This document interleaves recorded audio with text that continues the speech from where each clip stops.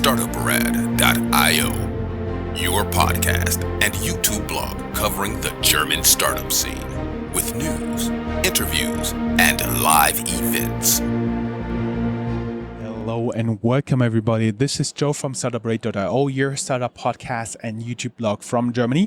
I'm here at the Frankfurt Book Fair, Frankfurter Buchmesse, and I talked to another startup from the Content Shift Accelerator program. And I do have a guest. Hey, welcome Vlad. Yeah, hello Joe. Thanks for having me. You're very welcome. Can you tell us a little bit about your startup called Scienceroot? Yeah.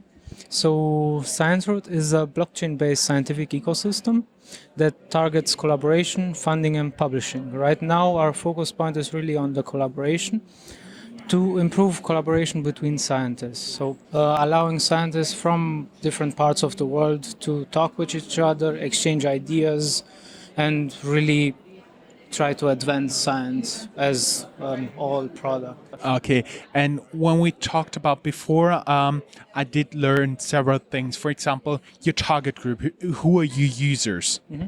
So our users is really the academic community, professor, research institutes as well. Let's say labs. Their labs could be as well really Laboratories, yeah. target groups as well. So yeah, it's more of a niche area, but yeah, there are a lot of scientists out there in the world. At first, I thought, why blockchain? Everybody's now doing everything on blockchain. It doesn't make sense, but it actually does. Why? So really, blockchain allows us to document the entire discovery process in an immutable way. So if you input an information on the blockchain itself, you cannot modify or delete that information. So this really benefits science for the proof of existence. So you can input some information, maybe some discovery ideas, and then you can always prove that you were the first one to discover something. So it's eventually to say, yeah, I've been first, because when you write something down and on paper and you add a date, it's not the most valid proof, because everybody can write down everything anytime. Yeah. But with your tool, you can actually prove that you've been first, right? Correct. That's it. That's also the prototype that we have currently released as well. It's called Scientific Repositories, where you right now can input information. You can create your own project, input raw data and information, and the information is then stored on the blockchain to create this proof of existence. What we want in the future with this scientific repository to be an add-on to the publication itself, because scientific papers are published at the end. What we want to achieve is really add also the steps that a researcher took in order to publish that information. And for everybody who's not familiar with scientific papers, there goes a lot of thought into that and a lot of time. So I would assume like almost a year for a good paper, right? Yeah, maybe more. Maybe more. From really research from the idea till the published information. Already sounds pretty good. What's the outlook? What are you planning for the future? Mm-hmm. So in the short time frame, we plan to release our scientific marketplace that allows researchers to exchange ideas, to maybe exchange equipment as well. So really all related scientific services that can be exchanged can and will be posted on the scientific marketplace. I'm curious, what type of equipment could you exchange there? Mm-hmm. Is it like laboratory equipment?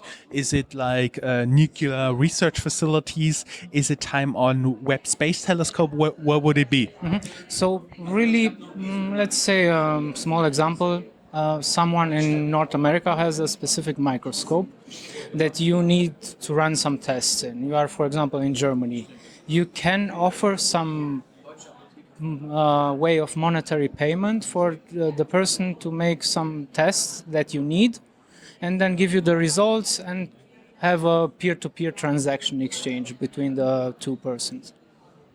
Okay, I see. And I assume in chemistry, in physics, in biology, there's a lot of specialized equipment that needs to be exchanged. Yeah, definitely. Materials as well. So there could be really some specific materials or some other idea that we are having is equipment that is thrown away in some countries can be bought up with very few money by research laboratories in developing countries, for example. Who don't have such a lot of money, right? Yeah, correct.